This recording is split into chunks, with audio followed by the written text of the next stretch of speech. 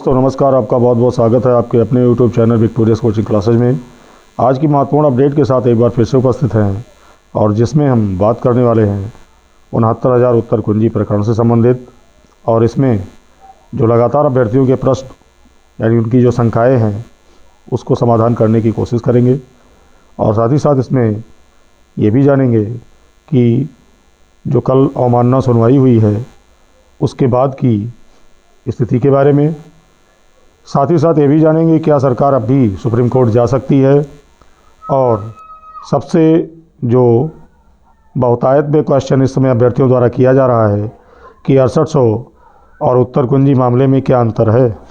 साथ ही साथ इस वीडियो में ये भी जानने की कोशिश करेंगे कि अगर नियुक्ति होती है तो सीटें कहाँ से आएंगी और 6800 की जो चयन सूची है उसके अकॉर्डिंग कट ऑफ जाएगा कि थर्ड काउंसलिंग के कट ऑफ के अनुसार होगी भर्ती प्रक्रिया।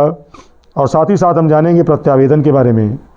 तो बहुत सारी चीज़ें, महत्वपूर्ण चीज़ें हैं जो हम जानने वाले हैं इस वीडियो में। बने रहिए वीडियो में अंत तक बिना स्किप किए हुए वीडियो को। और यदि अभी तक आपने चैनल को सब्सक्राइब नहीं किया है तो इसी तरह के रियल ऑथेंटिक खबरों के लिए चैनल को सब्सक्राइब कर सकते हैं। तो दोस्तों आपको बताते चलें कि जो कल पहली अवमानना याचिका 233/2022 की सुनवाई हुई है, पहले जान लेते हैं कि उसका संक्षिप्त सारांश क्या है। तो आपको बताते चलें कि सुनवाई में सरकार से कोर्ट की अवमानना नोटिस जारी करते हुए इंस्ट्रक्शन मांगा गया है। यानी कोर्ट द्वारा सरकार से जो अवमानना नोटिस जारी की गई थी या जारी किया गया है उसके संबंध में इंस्ट्रक्शन मांगा है और पूछा है कि सरकार ने 25 अगस्त 2021 के आदेश का अनुपालन अब तक क्यों नहीं किया और अगर करेंगे तो आप कैसे करेंगे और किस समय सीमा तक करेंगे। तो बहुत सारी चीज़ें पूछ लिया है न्यायालय ने। और ये भी पूछा है कि यदि आप कर रहे हैं तो कार्य की प्रगति क्या है। और ये सब सारी चीज़ें न्यायालय ने सरकार से लिखित रूप में मांगा है। साथ ही साथ आपको बताते चलें कि याचियों को पेटिशन की जो कॉपी है वो रिसीव करवाने के लिए 3 दिन का समय दिया गया और जिसको याचियों के अधिवक्ता द्वारा सरकारी अधिवक्ता को रिसीव करा भी दिया गया है एवं सरकार को 21 दिनों, आप जानते हैं 3 हफ्ते का समय होता है, इतने का समय दिया गया है। और 25वें दिन यानी 7 मार्च 2022 के दिन अगली सुनवाई फ्रेश केस के रूप में लगाई गई है। यानी 25वें दिन आपकी सुनवाई होना निश्चित है। और जैसा कि आपको मालूम है कि दूसरी अवमानना याचिका भी डाली गई थी, तो आपको बताते चलें कि उसका आदेश अभी तक नहीं आया है और उसका आदेश अगर देखा जाए तो सरकार के खिलाफ अत्यंत गंभीर है, जिसमें सचिव को बिना कोई दूसरा मौका देते हुए नोटिस जारी किया गया है। अब देखने वाली बात है कि आदेश में और क्या क्या चीज़ें आती हैं। और आपको बता दें कि आदेश आज शाम तक अपलोड हो जाएगा, ऐसी उम्मीद है। और इसके बाद ही प्रयास किया जाएगा कि आपको उस ऑर्डर का सारांश सरल भाषा में अवगत करा दिया जाए। दोस्तों अब सबसे बड़ा प्रश्न ये है कि कंटेम्प्ट की सुनवाई के बाद की स्थिति, यानी अब सरकार का अगला कदम क्या होगा।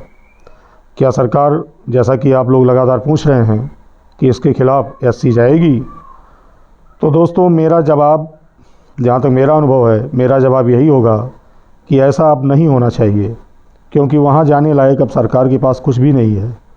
सरकार के पास वहाँ जाकर, अगर सरकार वहाँ जाती भी है, फ़िलहाल तो ऐसा नहीं करेगी, लेकिन बाय द वे अगर वहाँ जाती है तो अब अपनी बची खुची इज्जत की शीशा लेदर ही कराएगी। यानी उसको मिलने वाला अब कुछ नहीं है, क्योंकि आप सभी जानते हैं, बुद्धिजीवी हैं, कि जिस प्रश्न पर न्यायालय द्वारा नंबर दिया गया है वो परिभाषा ही गलत है। और एक प्रकार से देखा जाए कि उस परिभाषा को देने वाले जब इस पृथ्वी पर है ही नहीं, यानी ऐसा कोई मनोवैज्ञानिक शिक्षा शास्त्री हुआ ही नहीं है, तो उसको कैसे हाई कोर्ट और सुप्रीम कोर्ट या अंतर्राष्ट्रीय न्यायालय इससे आगे जा नहीं सकते, उसको सही कर देगा। तो निश्चिंत जानिए वो प्रश्न अब आपका अजेय हो चुका है और उस नंबर को नहीं काटा जा सकता। अब कुल मिलाकर सारांश ये है कि उत्तर कुंजी मामला न्यायालय द्वारा निर्देशित है, अतः सरकार को न चाहते हुए भी अब अभ्यर्थियों को नियुक्ति देनी ही पड़ेगी। आप निश्चिंत रहें। वैसे भी कहा गया है, ईश्वर के घर देर है अंधेर नहीं, ईश्वर न्याय अवश्य करता है। आगे बात कर लेते हैं कि सीटें कहाँ से आएंगी, जैसा कि लोग पूछ रहे हैं। तो दोस्तों, ये आपका हेडक नहीं है, ये सरकार का हेडक है, क्योंकि न्यायालय द्वारा निर्देशित है और इसमें बहुत सारे हमारे अभ्यर्थी ऐसे हैं जिनका गुणांक पहली काउंसलिंग से ऊपर है। कुछ भाइयों का दूसरी काउंसलिंग से मैच कर रहा है और कुछ का थर्ड से। तो वो अयोग्य कहाँ से हुए? तो सरकार को तो अब सीटें अरेंज करके कहीं ना कहीं से देनी पड़ेगी, ये सरकार का हेडक है। अगले प्रश्न में हम जान लेते हैं कि 6800 उत्तर कुंजी मामले में अंतर क्या है, जैसा कि लोग पूछ रहे हैं। तो दोस्तों बता दें, उत्तर कुंजी मामला ये न्यायालय द्वारा निर्देशित है और जो 6800 चयन सूची है जिसको विसंगतियों द्वारा सरकार द्वारा जारी किया गया है, ये सरकार द्वारा निर्देशित है। अब मनोरंजक बात यहाँ पर यह है कि अभी तक न्यायालय द्वारा निर्देशित उत्तर कुंजी मामले को सरकार नहीं मान रही थी और सरकार द्वारा जो जारी 6800 की सूची है उसको न्यायालय ने जवाब तलब कर लिया है, यानी जैसे को तैसा। तो कहने का मतलब है कि दोनों मामले निश्चित रूप से होंगे, लेकिन थोड़ा समय का फेर होता है, होगा निश्चिंत रहें। अब सबसे महत्वपूर्ण बात है प्रत्यावेदन कब तक बनेगा। तो दोस्तों, एक बात हम आपको अवश्य बताना चाहेंगे, प्रत्यावेदन के लिए पीएनपी नोटिस जारी करेगा। मैक्सिमम 1 हफ्ते का समय आपको मिलेगा या 3 से 4 दिन भी हो सकता है। और प्रत्यावेदन के लिए आपको अपने लीगल टीम से ही जुड़े रहना होगा, क्योंकि वो सारा मैटर अच्छी तरह जानती है। और लीगल टीम का धन्यवाद भी हम लोगों को देना चाहिए, क्योंकि वो सरकार द्वारा उपेक्षित और निर्जीव पड़े मामले को टीम ने अथक परिश्रम द्वारा जीवंत रखा और आज इस स्थिति में लाकर खड़ा कर दिया है कि अब सरकार के सामने बहुत बड़ा एक कह लीजिए एक मनोवैज्ञानिक दबाव सरकार पर पड़ा है कि उसको अब आपको नियुक्ति देनी ही पड़ेगी। तो अगर प्रत्यावेदन की बात आती है तो आप निश्चित रूप से अपनी टीम से संपर्क करें और जो आपकी टीम है, टीम के निर्देशन में ही प्रत्यावेदन यदि आपका बनेगा तो मुझे नहीं लगता कि कहीं से काम आपका रुकने वाला है और वही उचित भी रहेगा। तो दोस्तों, वीडियो में आज के लिए इतना ही।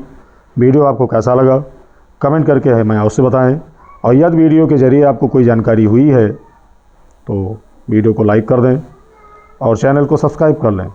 धन्यवाद।